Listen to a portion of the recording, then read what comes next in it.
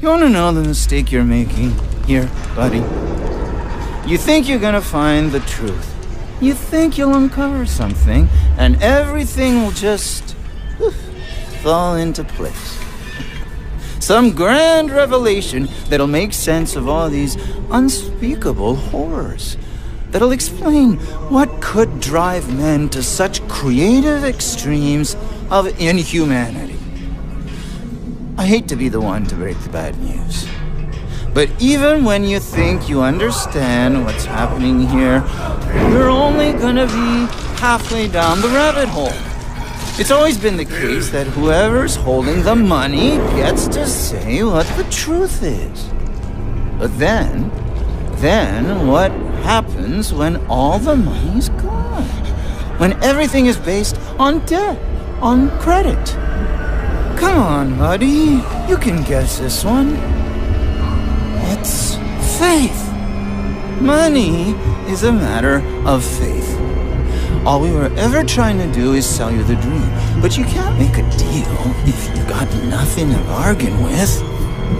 You gotta be inside the dream to buy it. You gotta have faith. And that's what I'm here for. To make you believe.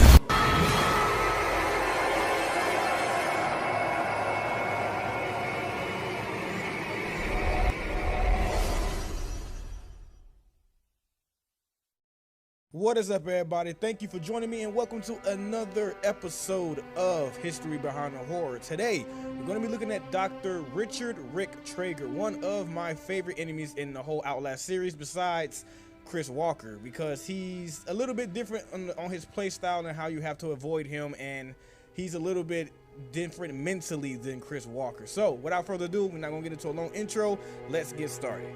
Background. This document shows that Trager was a former executive of the Murkoff Corporation Research Development at Mount Massive Asylum before becoming an experimenting surgeon. He wears glasses, a machine monocle, a bloodstained apron, and a torn up surgeon's mask. He also appears to have an accessory on his left arm made from a patient's drip. The drip can be used by him as a blood transport to survive. Trager was also a close friend of Jeremy Blair, as Whalen finds a note which provides that they were friends and used to play golf. Characteristics. Dr. Trager, much like the rest of the asylum's inhabitants, is a sadistic and mass-murdering psychopath, but his psyche and mental ability appears to operate in a highly functional way that proves he still has grasp on reality, even if only slight. Because of this, he is more than capable of thinking, planning, and other things such as tricking Miles into entering the dumbwaiter and gaining access to him. It is possible that this is how Trager lures his victims.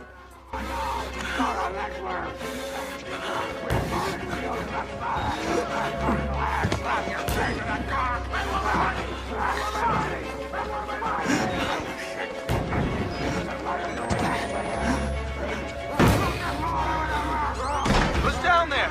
You're not one of them, are you? Quick, get in the dumbwaiter if you want to live. Damn it!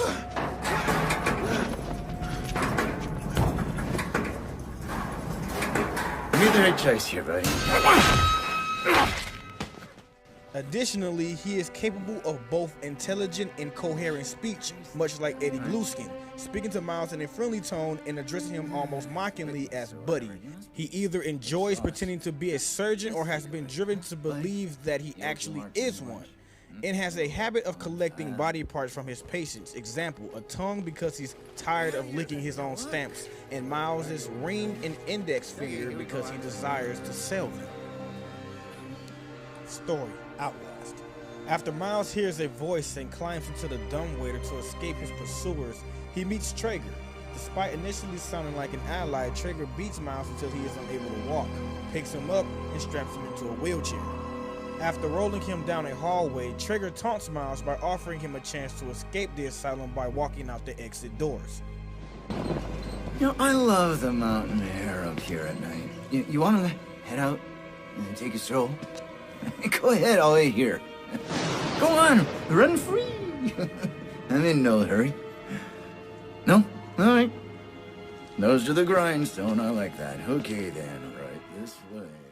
Miles is unable to do so due to the wheelchair restraints, so Trager pretends that Miles wants to stay, taking him up an elevator and down a few more hallways. Along the way, Miles sees the bodies of other victims that had also been captured by Trager.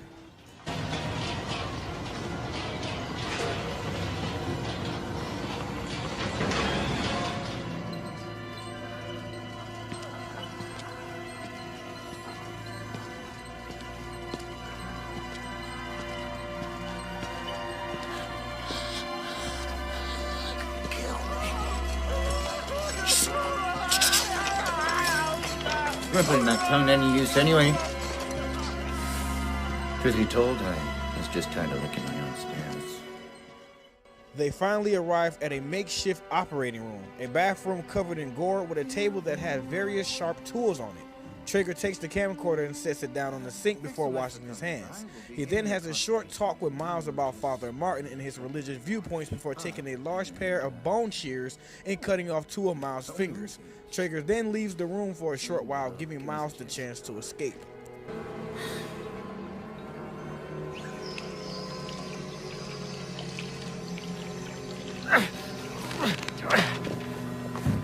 You know, I'm a bit worried how much time you've been spending with Father Martin. I hope you haven't been letting him confuse you with all his holier-than-thou Bible thumping.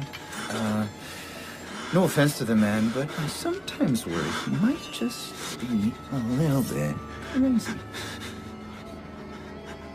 It's understandable when people get scared. They're as like to turn to God as anything else. I mean, God died with the gold standard. We're on to a more concrete faith now. You have to rob Paul to take Peter. There's no other way. Murder is the simplest form, but what happens when all money's gone? Well, money becomes a matter of faith. And that's what I'm here for. To make you believe. You paying attention? Don't pass that on me. There's so lot for you to absorb. Miles breaks free out of his wheelchair restraints and navigates through other operating rooms where a patient talks to him and reveals that he is also an executive like Trager.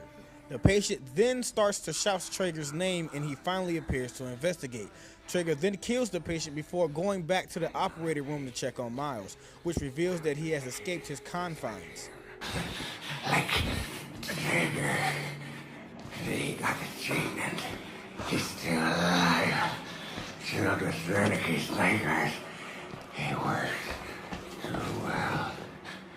They couldn't control it. And you can't control it. Nobody. He'll find you. He'll kill you. He's coming now. Trager!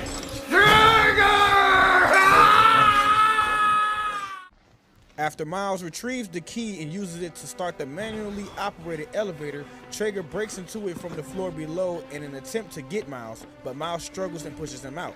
Trager's upper torso is still inside the elevator as it begins to move, and he is crushed to death in the process. Miles then escapes through a hatch in the elevator ceiling.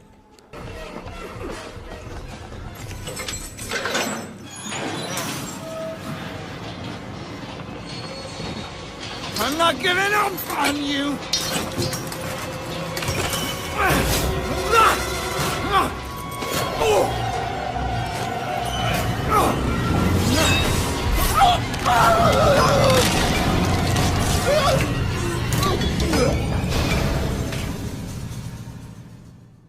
Outlast, whistleblower. While Wayland passes through the mail ward, Trager can be seen lying dead on the ground after Murkoff's tactical division had pulled his body out of the elevator shaft, who they mistake for one of the asylum's victims after seeing his distorted, skinless body and presuming that he was molested. Personality. Trager is a very upbeat and friendly man, always cracking jokes and never losing his composure. However, this masks his true persona, a sadistic, murderous psychopath who takes great delight in torturing virtually anyone he comes across. His insane mutterings and notes reveal that he is obsessed with making money and believing that the only thing that really matters is making a profit, and he also has a demented fascination with biology. Money is a matter of faith. All we were ever trying to do is sell you the dream. But you can't make a deal if you've got nothing to bargain with. He soothes both of these obsessions with his torturous occupation, learning about biology by cutting up his victims and gaining money by selling the severed parts. While he seems to maintain his polite and upclass personality even when torturing Miles, he mentally breaks upon finding out his escape, screaming profanity-filled rants and yelling that he cannot stand quitters. Physical description. Despite only being in his 40s, Trager appears as a very withered and bony old man on the brink of anorexia, having only a few strands of gray hair draping from his scalp.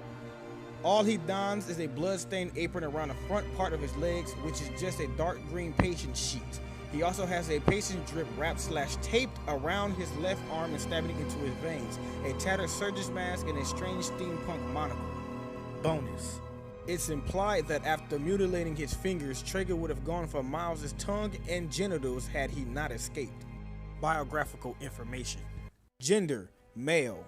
Height, 6'1.5". Hair color, gray, partially bald. Eye color, brown. Equipment, butcher knife/shears. Occupation, former Markov executive. Affiliation, Murkoff Corporation, formerly. Status, deceased. Death, crushed by an elevator while chasing Miles upshore.